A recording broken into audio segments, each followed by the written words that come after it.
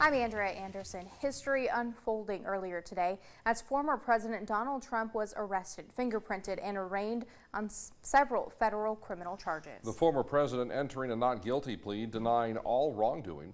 Digital producer Mo Hurley has been following from the Now Desk. She has our top story here at 5 o'clock. Mo. Hi, Brian and Andrea. Trump has officially become the first former president in U.S. history to be arraigned on federal criminal charges. He pled not guilty to the 37-count indictment against him today.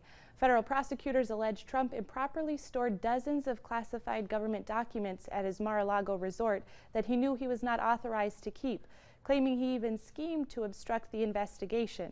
Officials say some of those documents contain top-secret nuclear weapon and other national defense information. Under the Espionage Act and obstruction statutes, the charges have a potential to carry decades in prison if he's convicted. Just at the beginning of what's going to be a long process, but it's going to be up to the former president to decide how this case goes. He does not want this trial to come anytime soon. He wants to get back on the campaign trail. He wants to paint this as a victim, any way to tell people, this is my target. They're coming at me. Meanwhile, outside the courthouse, heightened security before Trump arrived. It was a mix of opponents and supporters of the former president looking to make their voices heard. Now that Trump has been officially arraigned, he'll be heading to Bedminster, New Jersey, where he's speaking this evening to supporters. Live at the Now Desk, Mo Hurley, Dakota News Now. All right, Mo, thank you.